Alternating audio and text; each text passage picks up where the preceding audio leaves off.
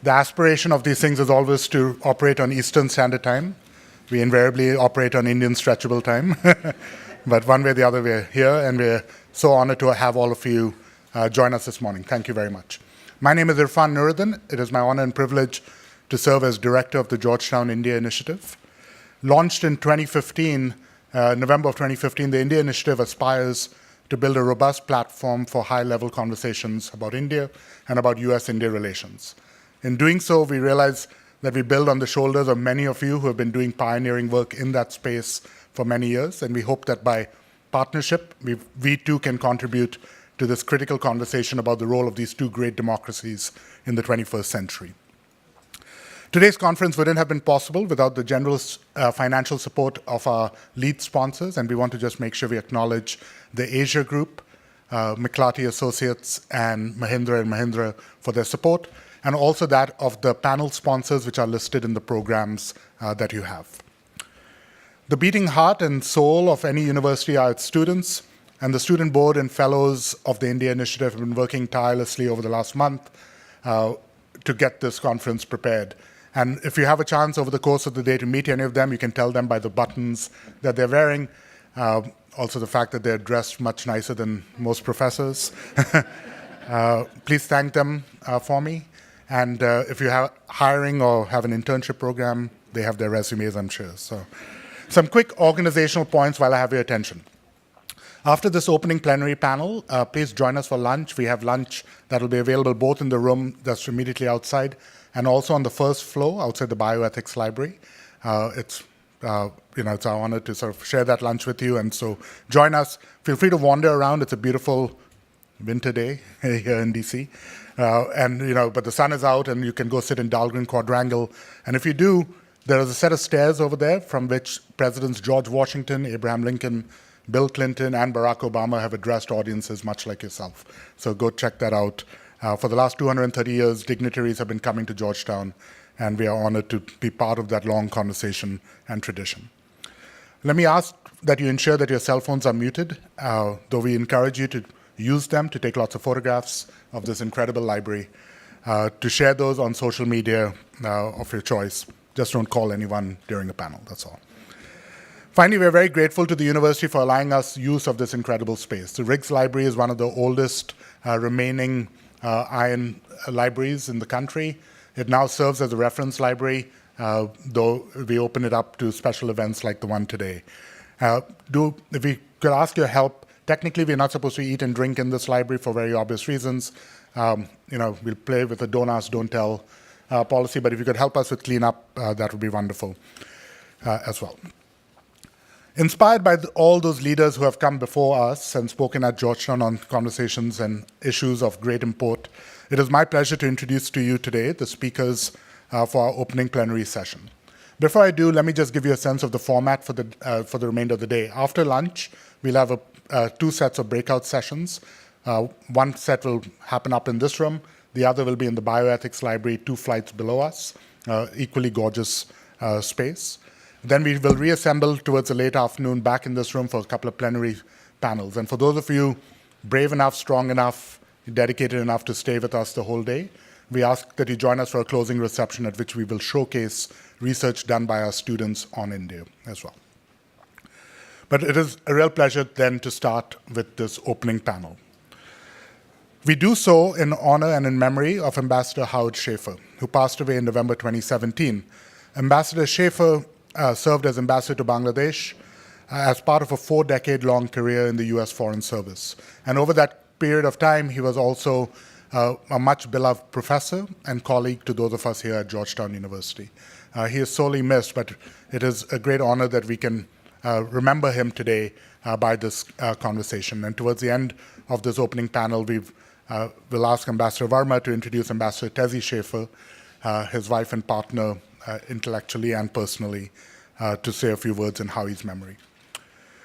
It is also, therefore, a great pleasure that we can honor Howie's memory by introducing 2 diplomats who have done and continued that tradition of doing great work to build US relationships with South Asia. Ambassador Richard Verma served as 25th US ambassador to India and the first Indian American to have that honor. During his 2-year tenure in Delhi, he managed an unprecedented 9 meetings and 3 summits between President Obama and Prime Minister Modi. He has continued his work through his service as co-chair of the Center for American Progress US-India Task Force and as vice chairman of the Asia Group, where he is spearheading their work in South Asia. It is a real honor for us at Georgetown to know that he has continued his tradition of serving his alma mater. He has a law degree from Georgetown as well. He is presently a Centennial Fellow in the School of Foreign Service and has been a very valued friend, mentor, and partner to the India Initiative. Thomas Weider is Acting Deputy Assistant Secretary for South Asia at the U.S. Department of State. From 2014 to 2017, he was U.S. Consul General in Bombay. Consul General Weider has served in the U.S. Foreign Service since 1991. Highlights of that long career include postings as Deputy Chief of Mission in Myanmar, Director of the Middle East Partnership Initiative, and Deputy Coordinator for Assistance to the Middle East. And yet, we think that the best is yet to come, and we look forward to following what we think will be an incredibly successful career with highlights in South Asia as well. Thank you very much, Consul General Weider, for taking the time to join us today. After Consul General Weider offers a few opening remarks, Ambassador Verma will join him on stage to moderate a conversation. We will have mics towards the end for questions from the floor as well. So without further ado then, welcome to Georgetown, and please join me in welcoming Consul General Weider to the stage. So.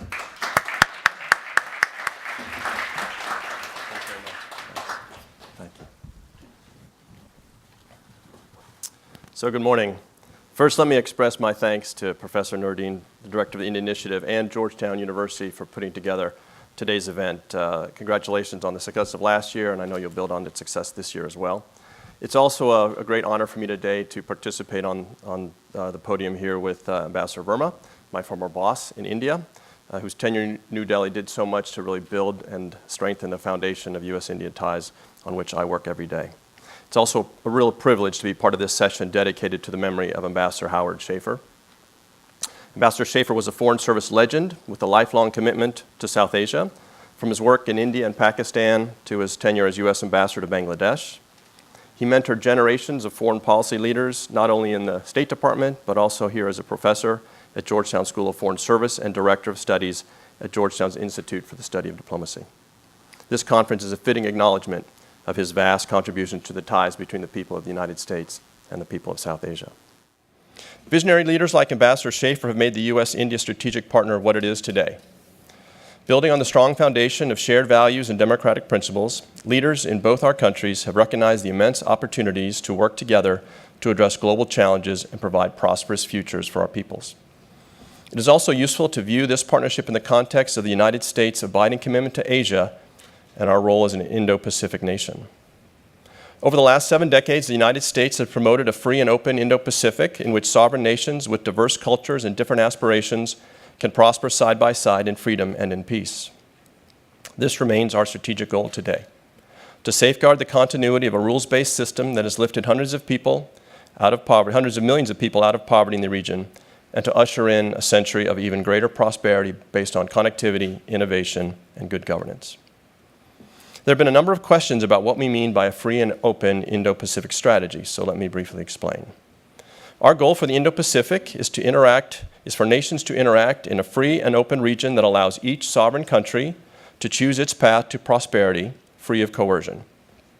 We are grateful that this vision is shared by India, as well as by Japan, Australia, and other like-minded partners in the region. Advancing a free and open Indo-Pacific means ensuring the freedom of the seas and the skies, pursuing peaceful resolution of territorial and maritime disputes, promoting market-based economics, supporting good governance, and preventing external economic coercion. We firmly believe that more open and transparent investment environment and improved connectivity can drive regional integration and further contribute to rising living standards throughout the region. The Indo-Pacific strategy, as well as our national strategy and our national defense strategy, all recognize one salient fact: the importance of India's emergence as a rising global leader. The United States welcomes India's rise as a global leader and its role in fostering sustainable development and expanding regional security cooperation to counter common threats. The development of a 2+2 ministerial between our Secretaries of State and Defense and their Indian counterparts is one reflection of our deepening strategic and defense relationship. We are right now working with New Delhi to identify dates for the inaugural session of that dialogue. More broadly, our engagement with India includes growing strategic defense, counterterrorism, and maritime security cooperation. In fact, we will shortly hold our next bilateral maritime security dialogue in India. As a major defense partner, we also work together with India on advanced defense equipment and technology at a level commensurate with that of our closest allies and partners. As one illustration, the United States has offered India advanced platforms, including the F-16 and F-18 fighter aircraft. Another important pillar of our relationship with India is, of course, our economic partnership. India has experienced strong economic growth as it integrates more fully into the global economy, and U.S. trade and investment relationship with India is correspondingly growing.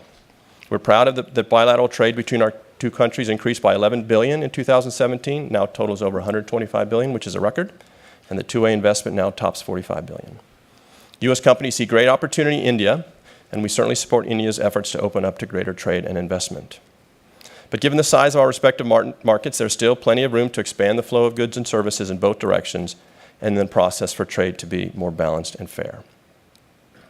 We also believe that fair and free trade also will support and accelerate Prime Minister Modi's own efforts to improve India's long-term growth rate in a sustained manner and advancing regional connectivity and our broader Indo-Pacific goals in the process. Another critical element of our strategic partnership with India is the ability to work more closely together in support of other countries in the region. And this is an area, I think, of emerging growth. One good example of this potential is U.S. and Indian collaboration in expanding connectivity and economic growth in Nepal, which is a country I visited just last week. In Nepal, our Millennium Challenge Corporation, or MCC, is undertaking a $630 million compact that will support Nepal's efforts to expand its electricity transmission network and improve energy connectivity with India. We hope India will play a critical role in this project by building transmission lines on the Indian side of the border that will eventually link to the transmission sides that MCC will build in Nepal. In Nepal, as elsewhere in the region, we seek to better coordinate U.S. development initiatives with like-minded partners, India chief among them, but also with others like Japan. And doing so will not only increase the effectiveness and efficiency of our assistance, but also demonstrate, in deed as in word, our commitment and the commitment of our partners and the commitment of those like India to an open and sustainable process for supporting the region's development. It is this kind of collaboration, joint efforts that offer a positive vision for the region based on transparency, the free flow of information and goods, and respect for sovereignty that we think will guide our Indo-Pacific enterprise. So I'll stop there and just once again thank you for inviting me and look very much forward to my conversation with Ambassador Verma. Thank you.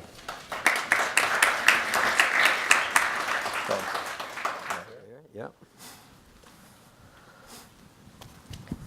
Okay. Tom, thank you very much. And good morning. My pleasure. It's great to be back with you again. Tom and I spent a lot of time riding in cars through different parts of Western India. I was able to go to every state in India, but you're only able to do that because the consul generals that we have actually organize and put together those trips. And you can imagine what it takes to get to 29 states in just over 2 years. And Tom and I logged those miles together. And in fact, I think one of my last official events was at your house, Tom. You might remember, I think it was maybe January 17th or 18th of 2017.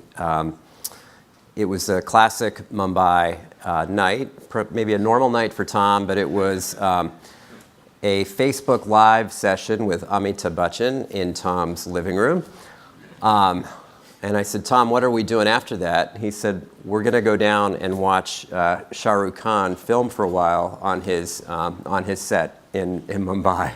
So very fond memories of that, Tom. I was never discovered, though, in Bollywood. That was my aspiration. It never came to fruition. But Tom is an amazing Foreign Service officer, and we were exceptionally lucky to have him there. And we're really happy you're here, part of this program. Let me also just say a word about Irfan and the program that he's built here at Georgetown, because there have been people studying South Asia for a long time, and I'm really delighted that this panel is in honor of Ambassador Schaefer, and Tezi's going to come up here in a few minutes as well. And we've had plenty of great scholars like the Schaefers. And Irfan came along and really injected some new energy into the study of South Asia. And I've been privileged to be part of this program, but he's really built something that's going to be exciting to watch in the years ahead. Tom, before we get to policy, I just want to ask you about your experience as Consul General in Mumbai. For those of you that have been to the consulate in Mumbai, it is really, I think the consulate in Mumbai is probably larger than most U.S. embassies. Sure. In terms of people, in terms of just size. You've got all the kind of business and Bollywood and consular issues. You've got Western Command there. You've got the Department of Atomic Energy there. Give us a sense about what that experience was like and some of the issues that were on your plate. Well, thank you, Ambassador. As I said in my speech, it's really a great honor to see you again, and really was such a pleasure working with you as one of the architects of the U.S.-India relationship, so thank you.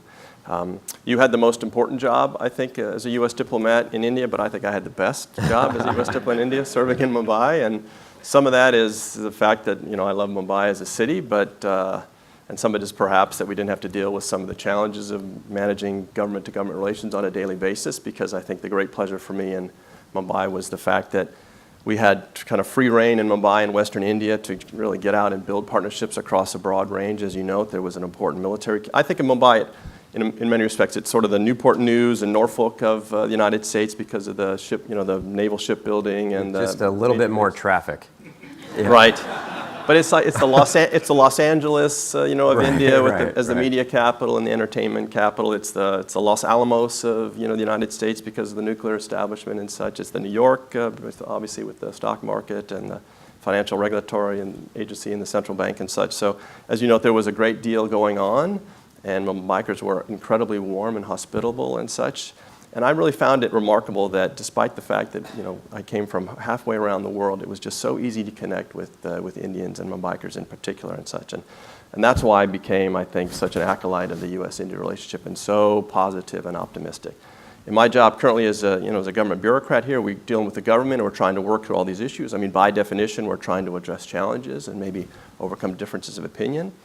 But again, as a consul general, you're not having to deal with so many of those issues. You're basically looking and enjoying the fact that Indians, I think, naturally look to the United States as a partner and vice versa, whether it's on trade and investment, whether it's on academic exchanges, research, whether it's on civil society organizations back and forth.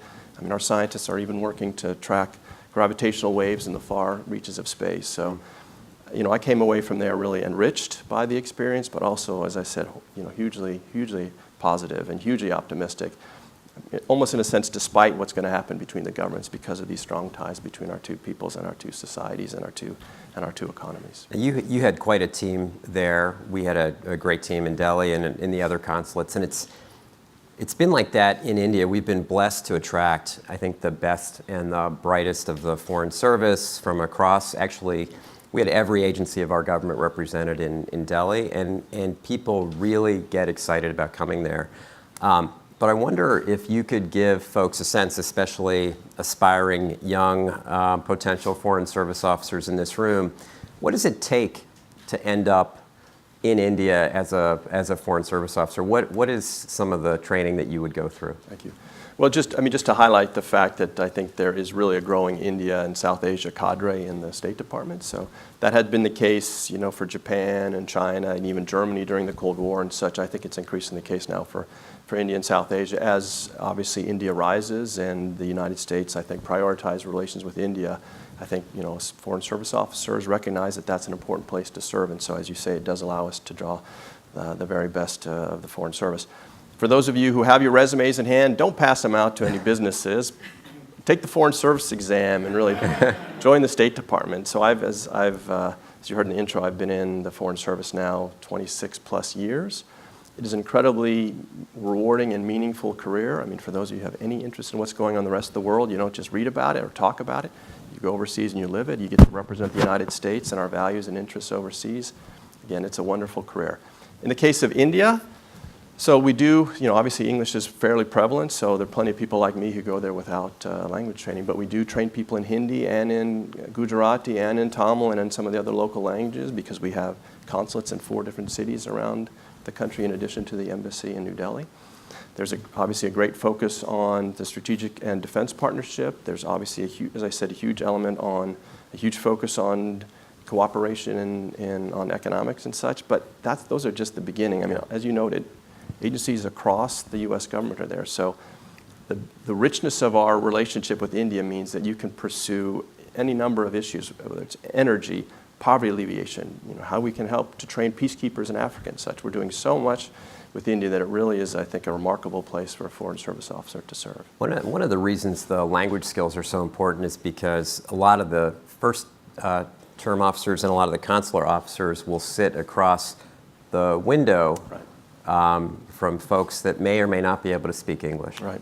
And I've watched a lot of those interviews take place firsthand, but I know the consular demand in Mumbai was huge, like it was across India. I wonder if you could say a little bit about where we are on just kind of movement of people to people. Yeah.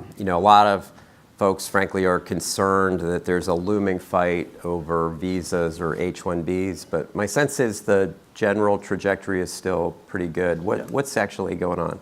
That's true. So visa demand in India has grown. I don't have the numbers, obviously, we're in the middle of the year, but have traditionally grown almost 15, 20%, sometimes more than that year on year, and that growth has continued in India, even though in the rest of the world, frankly, travel demand is down for economic and other reasons. So it is absolutely a growth industry. There are now about 186,000 Indian students studying in the United States. Again, that's up significantly from the year before. So that trajectory continues. There's over 1 million Indians who travel to the United States every year. So in fact, we have not seen a slackening in demand. And the department, I think, really has recognized India's huge growth potential, that despite the fact that there are some staffing challenges, India continues to get good people. And that is the way that many foreign service officers start their career in India, is working in the consular section, and part of that is dealing with visa interviews and such. And they really get, I think, a great introduction to Indian society because they meet people from all walks of life and really get to learn the country from a perspective that sometimes as a consul general, maybe as an ambassador, you don't quite see. So that's right. It is a valuable experience. But do you see a looming fight on the horizon? See, it's now easier for me to ask yes, questions of course. like this because I can't be fired from anything at this point. Yeah. I mean, we've heard about kind of real tightening of the skilled worker kind of visa category. But a lot of this rests with the Congress and maybe shared with the administration. What do you say to people who are worried about that subject? So I tell them, and I tell you, there's been no change in the H-1B system at all to date. There is this executive order by the president which looks at a range of visa categories, H-1Bs among them, but not exclusively, just to make sure that the system works effectively, that we're managing it appropriately, there's not fraud or malfeasance, and that we're protecting American workers and such. So that review is ongoing. I'm not sure the timing of its conclusion or its ultimate disposition, but again, to this point, no change. And as you cite, there's also been some potential legislation pending in Congress, but again, nothing's been passed just yet, nothing been put to the president for signature. So I do think there is a recognition that the H-1B system is useful, that it serves the interest of American companies, and again, the intent is to fill gaps that are lacking, in particular regions and even particular cities. So I think any change, if it's forthcoming, will, I think, continue to recognize that fact. But again, if there would be changes, it would simply be to make sure that the system serves, the broader interests of the U.S. economy and American workers. Yeah, that's helpful. We had good times working together. We had some challenging times. I remember one of those times was when I got a phone call on a visa issue, or I guess a traveling issue, when, as I mentioned, we got to go visit Shah Rukh Khan at his movie set, and I got a call saying Shah Rukh Khan is live tweeting from the LAX airport, where he has been pulled aside for additional questioning.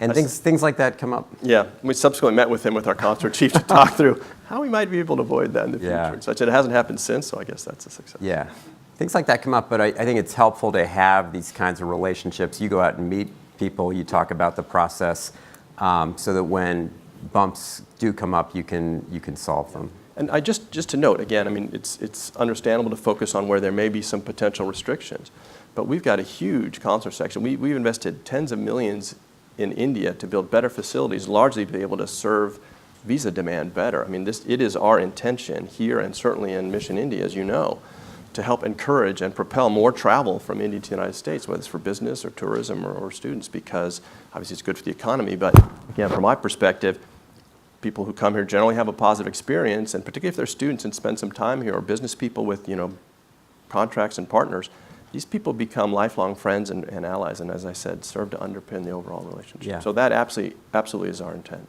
I want to talk to you about a slightly different subject, and it does involve something we actually did together, which is also we would go out to the grand openings of new U.S. plants that were being built in one of the states in your jurisdiction. So I know the two of us went to the grand opening of a new GE facility. There's a new Ford facility nearby as well. What do you say to people in this era of kind of increased economic kind of nationalism in the United States, but also in India? What do you say to people who question whether that's a good investment for the United States and for U.S. companies? How does that help American workers, American shareholders, Americans overall? So I think that, as you say, interacted with a number of companies that were investing in India. And many of them did that because they recognized the size and the importance of the Indian market. I mean, folks here, I'm sure, know the background. I mean, the middle class is growing rapidly. I mean, the scale of India is just enormous, growing at over 7% and such. So I think economic prospects long-term are significant. And so American companies, I think, rightfully see that they need to be active and operating in that market. We are certainly interested in seeing greater liberalization in trade so that U.S. companies can export more readily to India. But in many cases, it absolutely makes economic sense for them to be able to service that market by establishing manufacturing in the country. And it, again, allows them to be closer to their consumers, closer to their vendors and partners and such, and allows them to differentiate their product to meet the specific demands of that market. And we've seen the reciprocal happen as well. We've seen a lot of Indian companies now set up pretty significant facilities here in the United States. So we just saw in the news that JSW, a big steel company, is making a major expansion of its steel activities in Texas. I had the great pleasure a few months ago of going to Detroit, where one of your sponsors, Mahindra & Mahindra, opened an automotive plant. It was the first new OEM automotive sector investment in the Detroit area in 25 years. Wow. It was huge. The Lieutenant Governor was there. There were, I think, 2 congressional representatives and such. They had all the workers there and such for the event. So absolutely. I mean, again, one of the reasons I'm bullish on this relationship is because I think it is such a win-win in terms of that economic partnership. So, and I'm not trying to get into the politics necessarily, but we can make the case. I think those of us who are in this room are generally supportive of the relationship, but we've got to be able to make the case that you can be America first, you can be for Make in India, and these are not inconsistent positions. And it's not inconsistent to have this healthy two-way trade relationship. Yeah. Again, the intent of this administration is absolutely to grow and expand that economic partnership. But again, as the President, I think, has emphasized, it's got to be in a manner that's free and fair and reciprocal. And so we do have market access concerns with India, and we are raising them aggressively. And again, not with the intention of a zero sum, but again, our view is that if they liberalize and open up, it's good for both of our economies. And it actually, in our view, also helps Make in India. So some people may be aware that India raised a number of tariffs in its most recent budget. Well, some of those tariff increases actually raised input costs for companies, including foreign companies, including American companies that were manufacturing in India. So it actually undermines their ability to build and compete in India. So again, the message is not this is just good for American companies and our parochial interest, but we think this is something that's good for India as it seeks to integrate into the global economy and again attract investment and participate more successfully in globalization. Let me turn to the strategic set of issues a little bit. And you mentioned the free and open Indo-Pacific strategy. But one of the first strategies the President rolled out, I think even last year, was the South Asia strategy. And kind of very positive views about the role that India could play in that. I wonder if you could can you connect up the South Asia strategy with the free and open Indo-Pacific and where India fits in all of it? So You're right. The president obviously announced the South Asia strategy. More recently, we rolled out the new national security strategy. The Department of Defense has subsequently had its own national defense strategy. We have talked about and have a construct for this Indo-Pacific approach. There really is one key unifying theme throughout all of those, and that is the important role of India and our partnership with India and our interest in seeing India play a greater role in the region and globally. So in South Asia strategy, there was, I think, a very clear recognition that India is an important partner in trying to resolve the situation in Afghanistan to the better. A clear recognition of their significant development and economic assistance and our desire to continue and, in fact, deepen our collaboration and cooperation with India in addressing the challenges in Afghanistan. And similarly, the national security strategies, others too, it is a fundamental pillar that India is going to be one of our key partners going forward for the rest of the century, and that we are fundamentally committed to support India in its own efforts and to meet its own ambitions to emerge as again, a larger player on the world stage. When people say, look, it sounds really good, but this is about containing and constraining China, and secondly, we've wanted India to play this enhanced role for a while. This is ultimately up to India, and India hasn't shown the interest in playing this role.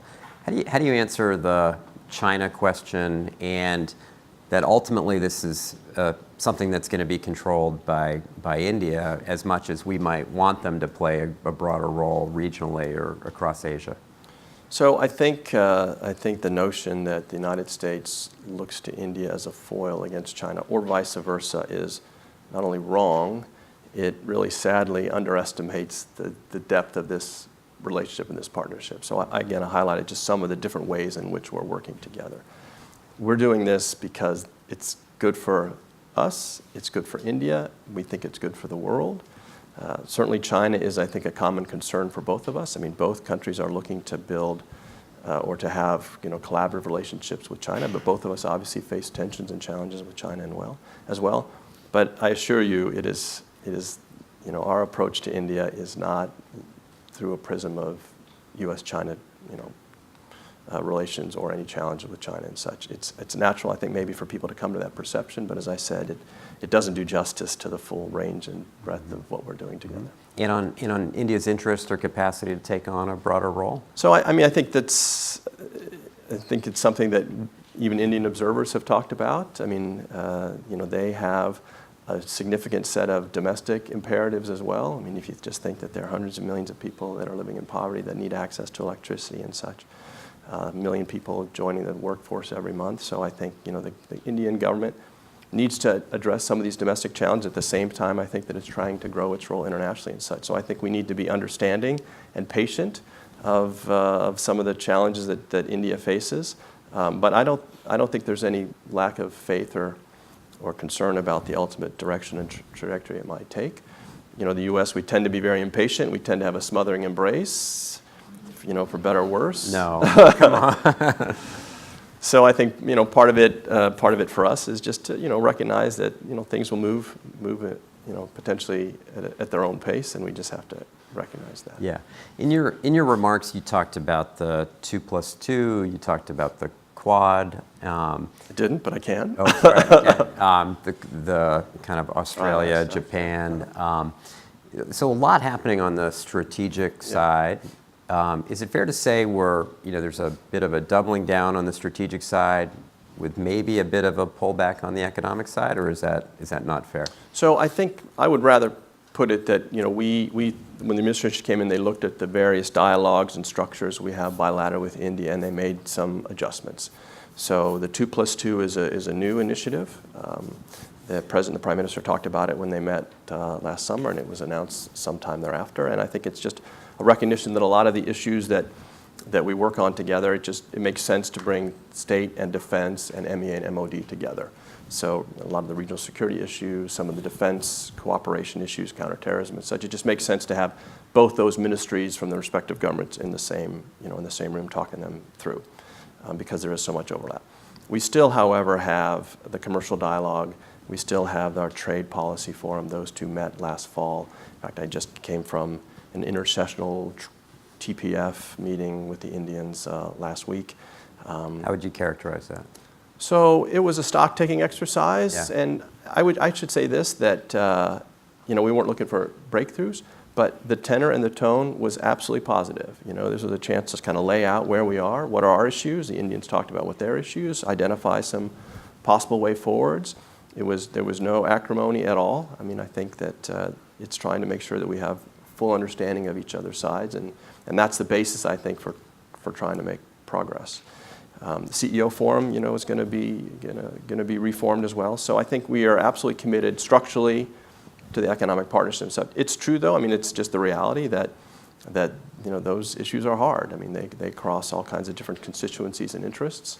Do those issues, because this relationship is, still, some people characterize it as fragile, even though it's solid on an upward trajectory. Do those trade issues have the potential to spill into the broader relationship? And this is not a fair comparison, but I'm thinking about when we had the diplomatic incident a couple of years ago with an Indian diplomat, how it basically froze all of our kind of cooperation on a range of fronts. And I do wonder if kind of a fight in one area can get dispersed across the relationship. Is that possible? And if so, how do you avoid that? So it's, yes, I consider it my job to make sure that doesn't happen. And I can report that up to this point, it has not happened. So, we can pivot from having trade talks to then talking about, high-tech weapons tech transfer, or coordinating our policies on North Korea and such quite readily, and it's happened very smoothly. I guess theoretically the possibility exists, but I actually feel that we're getting to the point. We may in fact be at the point where we'll be able to compartmentalize some of those differences, and recognize that this is a highly complex, multifaceted relationship. It is inevitable that we will have our differences.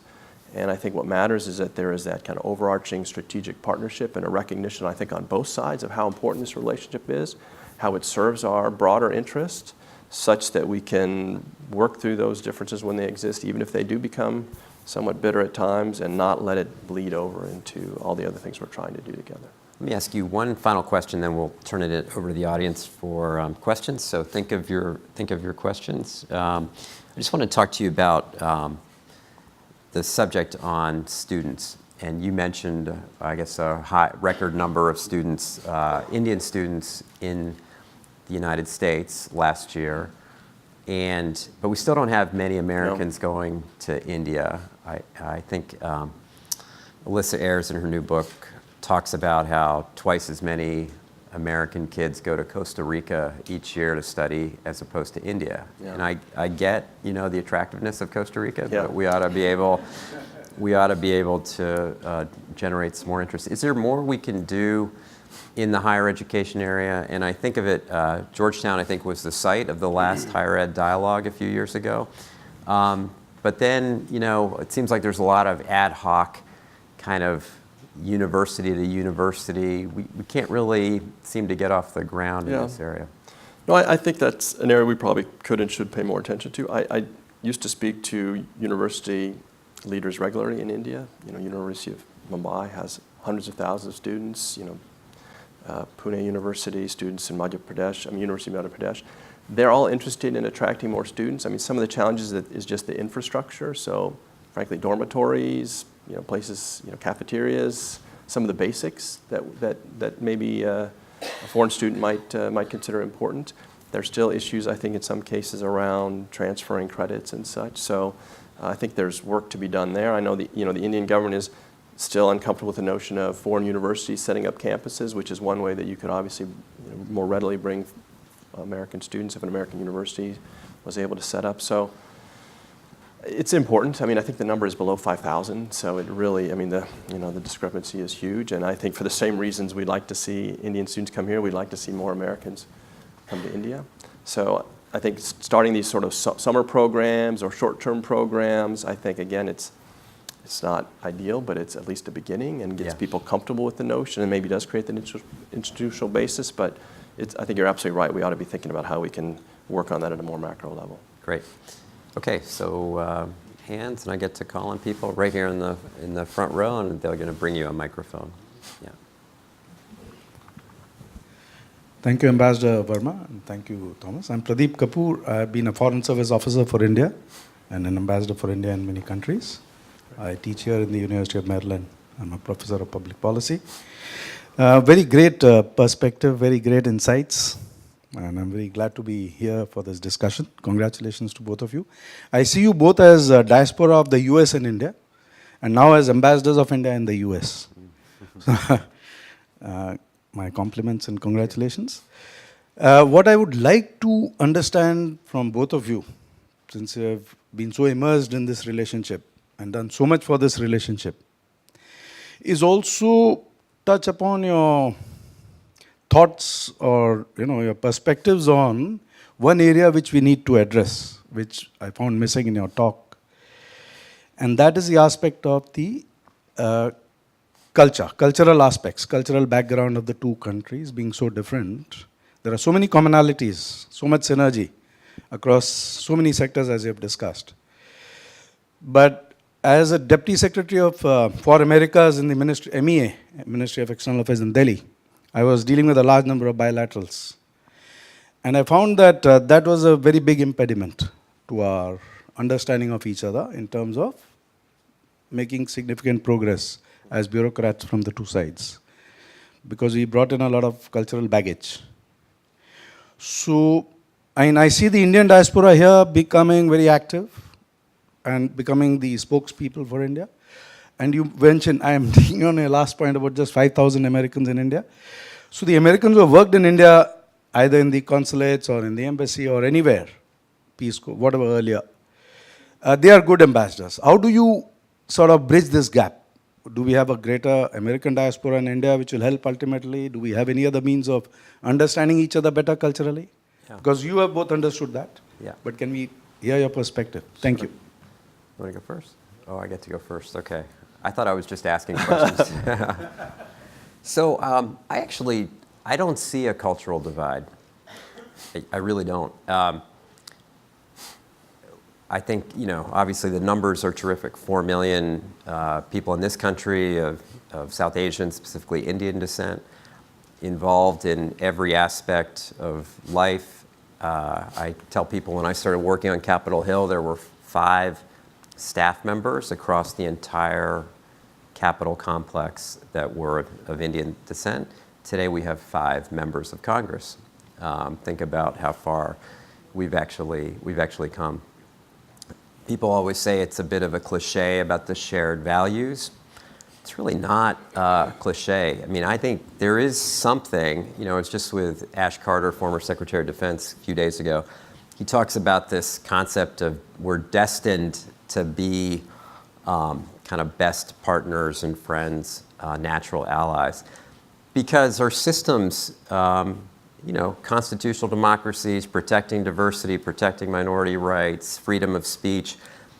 You look around the world, India did not have to choose that way of governance or that system, but they did.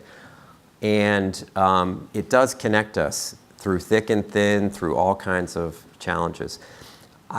So that's on the culture, values question. That is not to say there are not divides. There are plenty of divides. I just don't think they're cultural. I actually think the biggest weight hanging over us is just one of history. And when I think of one of the lines of Prime Minister Modi's address to the Congress a couple of years ago, it was this notion of overcoming the hesitations of history. The hesitations of history. He said that deliberately because if he's right, then we have broken out of this gravitational pull that has held us back. A gravitational pull built on our Cold War differences, built on our outreach to China, built on our picking sides in 1971 and other times in our history that really we were aligned not with India. And people in India remember that clearly. So I actually think what holds us back many times is just our historical kind of weight, and we need to we need to get past that. Yeah, I agree. I think that, again, the benefit of serving in Mumbai is that, I was out. I wasn't necessarily dealing with the central government. I think sometimes if there's a cultural clash, or maybe among, frankly, our government officials, as I think I said at the outset, because I was struck just people to people, just the natural resonance and affinity that exists. So it is one of the reasons I think it's as I said, that I'm just so optimistic about the future of this partnership and such, because I do think that there is a sort of a similar way of seeing the world, a similar, I think, kind of foundational perspective on kind of our societies and our forms of government and such. So I think actually, to me, that's one of our sources of strength, not one of our impediments, I think. And if I remember saying to an MEA official once that I think sometimes the job of governments is to, set the table, maybe deal with some underbrush, and then just get out of the way. And I think he thought that was heresy, right? Sort of undermining the role of government to government and such. But I do think it should be limited and such, and it can be and should be, because let the two societies just do what they do. Let our businesses work together. Let our academic institutions partner on research and such. Let our scientists work together and such. And they will do great things, I really believe. Okay, there's a question right here in the second row. We'll come back to this side in one sec. Go ahead, right here. Hi, thank you so much. My name is Fatima. I'm a student here at the School of Foreign Service. I'm actually a master's student, and I'm an aspiring foreign service officer, so thank you so much for coming. My question was more specific. You all touched on the South Asia strategy that President Trump announced in August. I wanted to actually hear a little bit more about not necessarily the South Asia strategy, but kind of the U.S.-India dialogues around Myanmar and what's happening in kind of as India's aspiring regional power. What are the conversations around kind of the human rights aspects of what's happening in the region? Could you kind of speak to more U.S.-India dialogue around specifically what's happening with the Rohingya refugees in Bangladesh and in Myanmar? Yeah. Thank you. So obviously what's happening in Burma, the Secretary Tillerson, previous secretary, called it ethnic cleansing and such, and that's indeed what it is. And so we continue bilaterally to engage the Burma government to address this issue, and we continue to provide really over $100 million and more coming of humanitarian assistance to the Rohingya who are in Bangladesh. Tom, you were Deputy Chief of Mission in Burma as well? 2008, 2011, yeah. I served there. And we're talking to India about this issue as well. We're encouraging them to use their influence with the Burma government, as we're doing with other countries in the region, because we think it's important that the Burma government realize that this is not something that just the United States or a few individual countries are demanding, but this is something that actually reflects the will of the international community. And we do recognize that India has a role to play and has influence there. Similarly, encouraging India, as it's doing, is to obviously continue to support Bangladesh, and they're providing some assistance, frankly, both in northern Rakhine State for reconstruction and also on the humanitarian assistance side. And we think that's important because, again, this is consistent with the notion that India is and will continue to be an important strategic player in that part of the world, and encouraging it to use its influence and use its leverage to promote positive change and positive developments in its immediate neighborhood and further beyond. And the Rohingya crisis, it's a challenge for everybody, clearly, but absolutely think India has a positive role that it can play. Okay, let's go to this side of the room. I think you had a question in the front row? Yeah, please. It's on, yeah. Yes, my name is Dee. I'm a lawyer here in Washington, D.C. Barack Obama's visit to India with Modi was very, very successful. I think you may have had something to do with it, help arrange it. How did that come about? I believe he actually attended a Republic Day parade. Maybe you can tell us how that came about. Yeah, that's really interesting. Question. I feel like we set that up so we can talk about that. It came about in September of 2014. Prime Minister Modi made his first trip to the U.S., met with the president here. It was a very good meeting, and if you remember back, we didn't quite know how things would go. We didn't quite know Prime Minister Modi's what his view towards the United States would be. He, of course, hadn't been able to travel here for at least a decade. So a lot of uncertainties. The meeting in September of 2014 went exceptionally well. They even did some unscripted things and went to a couple of the monuments, which gave the Secret Service a bit of a heart attack. But they really hit it off well and committed to solve a few things. Our problems on civil nuclear, our problems, our disagreements on defense, other areas. Literally about 30 to 45 days later, we got an invitation from the Prime Minister's office asking if it would be possible for the President to attend India's Republic Day, which was a big deal. It's, for those of you who don't know, this is one of the most historic days of the year, important day, and you get to watch all this Soviet military equipment go down the main drag in Delhi, which was nice. It actually turned out that the President was supposed to give the State of the Union address to the Congress on the exact same date. And the President called Speaker Boehner, who was Speaker of the House at the time, and asked if he could move the joint address to the Congress, which Speaker agreed. It was important to go to India, and that's how it came about. And it was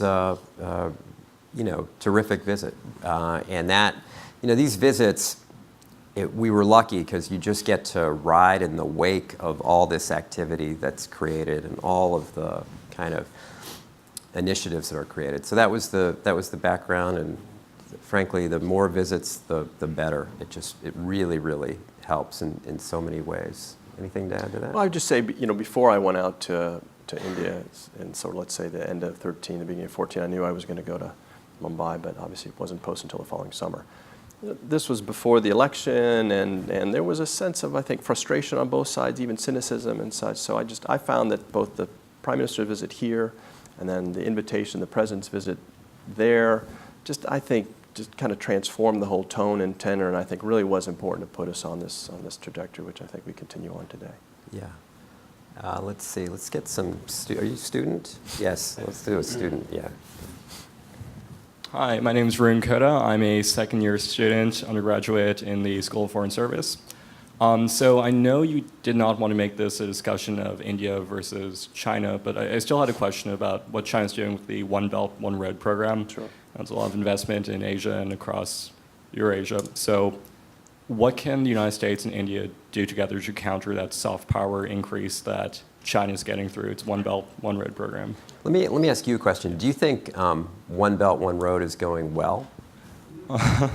I'm actually asking seriously because I think there's a bit of a mixed picture. Sure. So I would say from a limited view of what's happening, what I can just read in the news, yes. But that's just my perception. So maybe you could work the Nepal MCC sure, compact. yeah, I mean, is it within that context that you seek greater connectivity with Nepal, or does that stand on its own as well? So I would just say this, first of all. I mean, having been now spent a little bit of time in Southeast Asia and in the India's near neighborhood and such, there is a huge need for infrastructure, for development, for investment. That is an unmistakable requirement. All these countries are dealing with poverty and the challenge of providing economic growth and development, for sure. So we, the United States, are absolutely supportive of development assistance, infrastructure investment in these countries, but in a manner that subscribes to international norms and principles. So I didn't go into too much length about our Indo-Pacific strategy, but it really is founded on a set of principles that we certainly espouse, that we believe has led to peace and prosperity in the region, and that to which countries like India, Japan, Australia, and others, I think, similarly subscribe.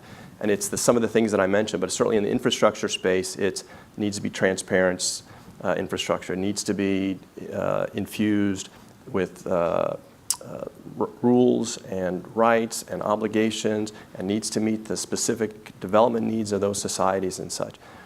We're seeing in some cases with the Belt and Road Initiative that it doesn't subscribe to those principles, that in fact the way these deals are cut are completely untransparent. There's some concern sometimes corruption is involved. We're finding that some of these practices are quite predatory, that they lead to high incurrence of debt for these countries, which again, from our concern in the worst case scenario, could undermine these countries' own sovereignty. And we're seeing that in a couple examples. Hambantota Port in Sri Lanka is perhaps Exhibit A, where they were forced to swap debt for equity and give a 99-year lease to a Chinese state-owned company to manage that port. And there really is a question about, over the course of those 99 years, how's China going to use that port? What does that mean for Sri Lanka? What does that mean for other countries in the region? So again, not opposed to the Belt and Road Initiative per se, opposed to kind of development and infrastructure practices that sort of violate these international norms and actually end up undermining the economies of some of these recipient countries. So this MCC project, it is, this thing has been long in the works, but I think it's a good example of the alternate way of doing business. So MCC sent teams out there to do analysis of constraints of growth. How do we alleviate poverty? They have very clear internal criteria. They have to have 10% rate of return. It has to alleviate poverty. It has to be done in close partnership with the host government and such. Again, it's supposed to serve in this instance, in this sub-region in particular, connectivity, in this case, Nepal-India energy ties and such. So we think it, again, stands in stark contrast to the way that at least China in some instances is acting. This is not to mean that we, again, oppose China's behavior in any way, in any form. We're looking to be constructive. We're looking to have a rules-based, a results-based relationship and such. But when we see concerns, as we have in some of these instances, we're not hesitating to say so. Great. Let's take a question over here, and I'll ask my timekeepers to tell me how we're doing on time. We're fine. Thanks. Jonathan Ward, Atlas Organization. We work on India, China, and the Indo-Pacific region. So I wanted to ask you about this upcoming election season in India. Do you think there's likely to be any difference of opinion between the BJP and the Congress Party on U.S.-India relations or the strategic partnership? And also, how significant do you think foreign policy in India's foreign policy in general will be in the election season? Thank you. That's a good question. So I think we'll see. It's been struck to me in the past in observing Indian elections that I think for understandable reasons domestic concerns predominate. And again, I think particularly issues around economic growth and development, the nature of Indian society, I think all these things will continue to play a role. I have not seen or experienced, at least in the recent past, that there's been a significant difference of opinion between the Congress and the BJP with regard to the United States. And to the extent there may be some, political positioning related to, India's relations with the United States and other countries, that would not be unexpected. But at least from my perspective, I do not see that there is a fundamental fissure between those two parties and really any of the major parties in India or the regional parties to that extent about the importance of the partnership with the United States. So again, this is a tie between two countries. This is a tie between two peoples. This is not a tie that I think is dependent upon who's in the White House and who's the Prime Minister in India, which party is in power or controls the legislature in the United States, and similarly which party controls the legislature in India. That's, again, my expectation and hope.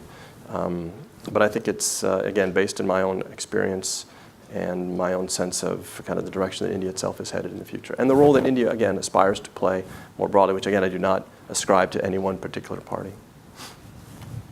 Okay. Right here. Good afternoon. My name is Sudeep Patel, and I'm new to DC. As my question regarding the Indo-Pacific strategy is that when we talk about the quadrilateral, so its initials can be traced back to 2006 or 7, when Tony Red actually did coin this term of the quadrilateral. But what's actually happening? We see that the first meeting of the leaders happened in Manila recently in the sidelines of the East Asia Summit. But do we see the quadrilateral as opposed to China? What's China's view on that? And do we see the quadrilateral as something of the NATO of the East going forward 10, 15, 20 years down the line? Thank you. And let's take one more question, and then we'll call it right here in the front row.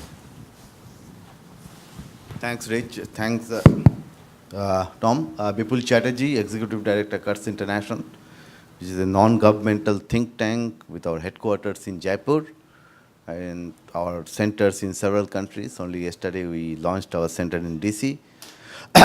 My question is about regional cooperation and regional integration in South Asia. As we know that even Ambassador Juster's speech, in his first speech after assuming the office in Delhi, he underlined the importance of regional cooperation. And we know that that is very, very important for your foreign policy as well. Now, how do you see, that is my question, how do you see the future of SAARC, South Asian Association for Regional Cooperation, or for that matter, BIMSTEC, the Bay of Bengal initiative? Are you going to see some more active role on the part of the United States to revive the SAARC or to give more push to the Bay of Bengal region through BEMSTEC, which is still a non-starter. So how do you see the future role of or thinking of United States for more and better regional integration in South Asia? Thanks. So we got two questions, Quad and regional cooperation.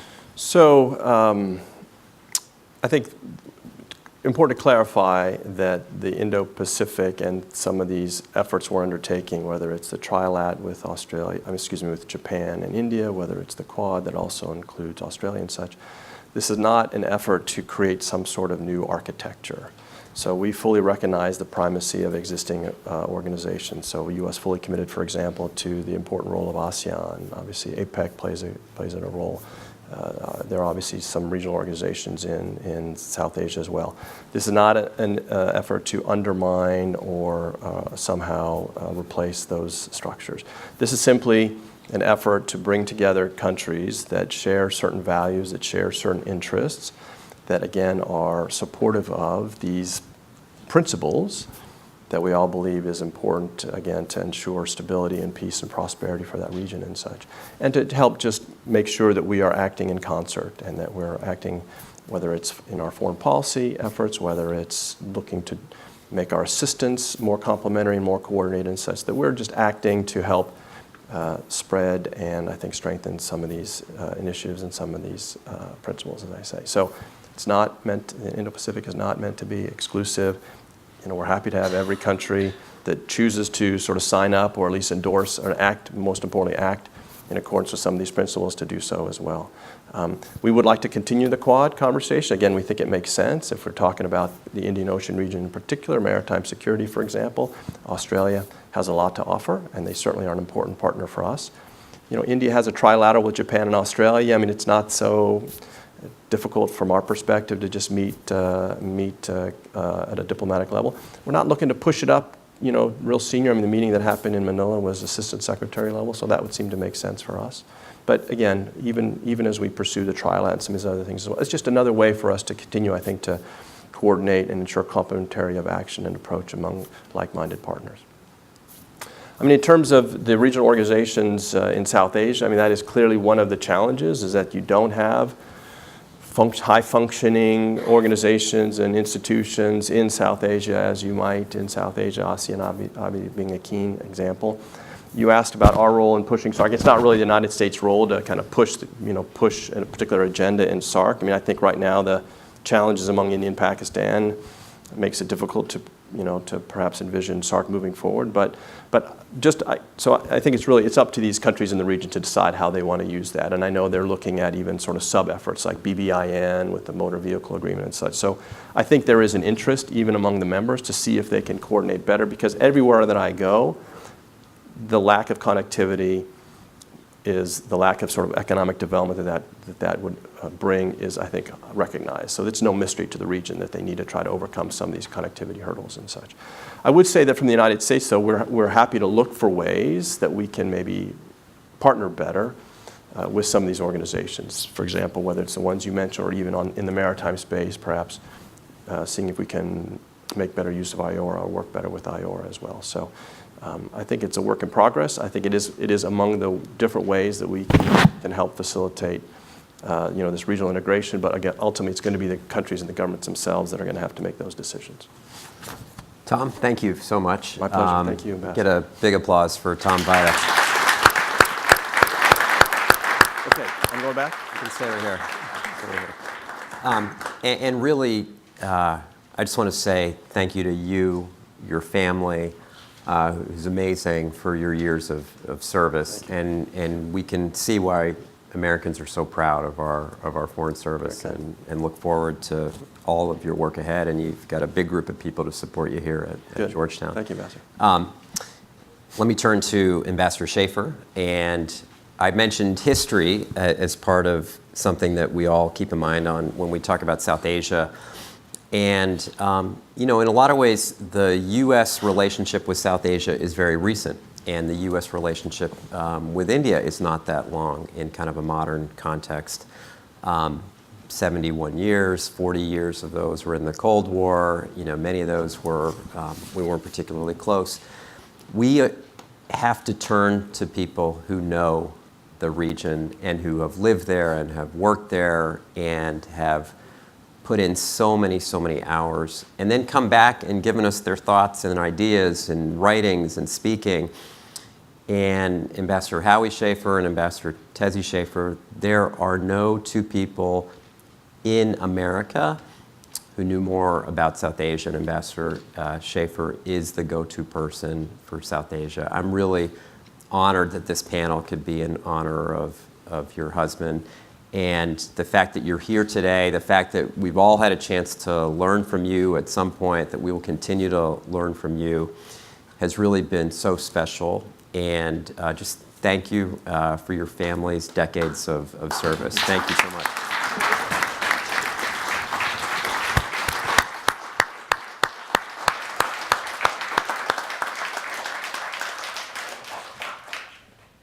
Thank you, Ambassador Verma.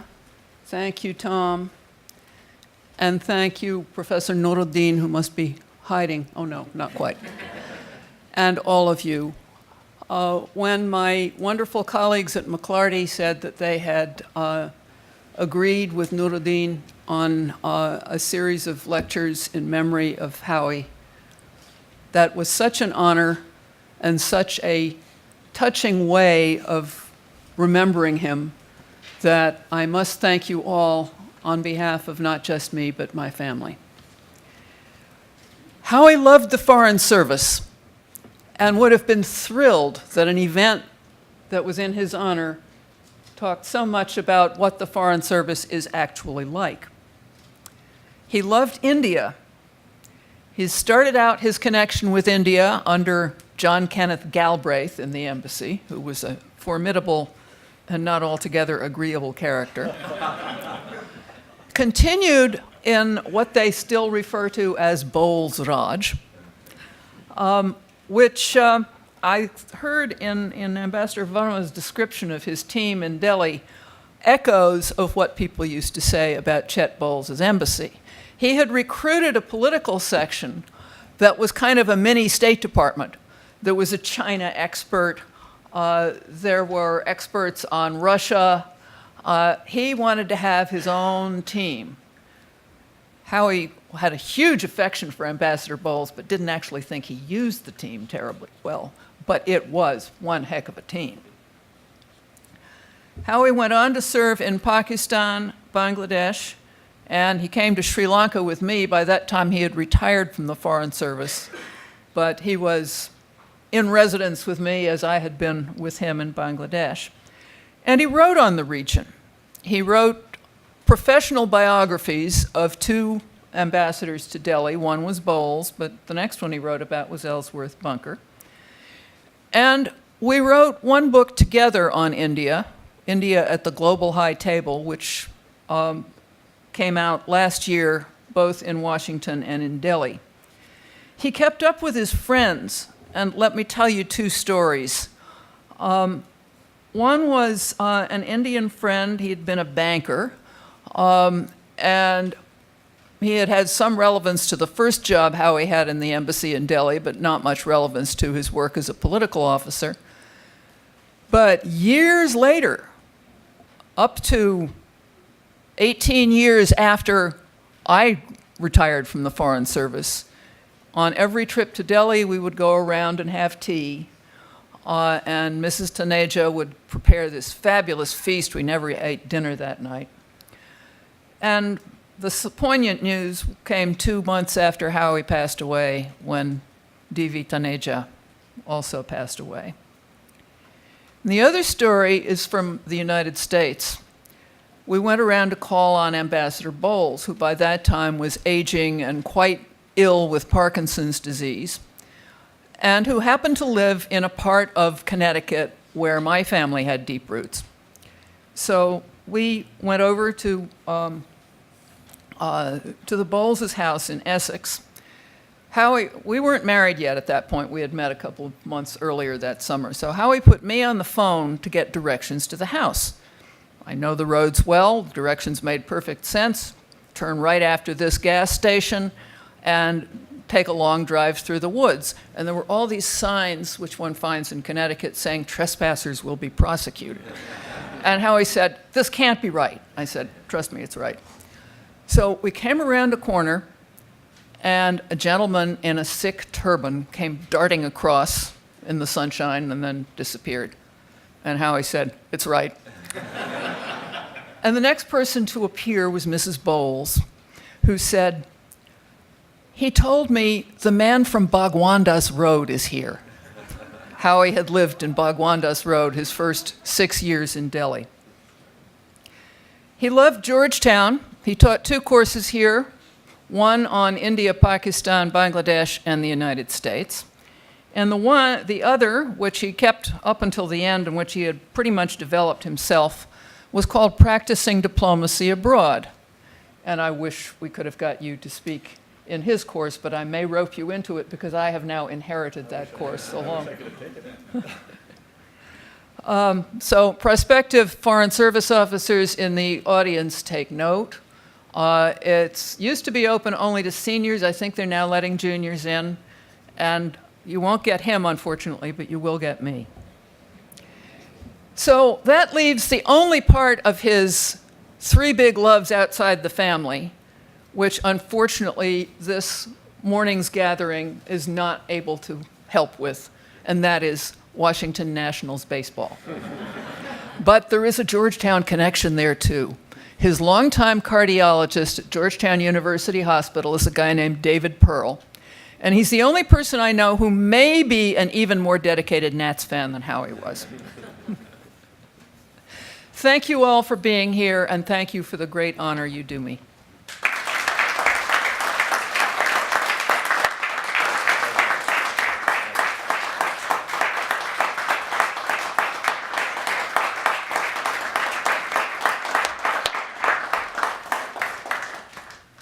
That was wonderful, Tezzy. Thank you so much.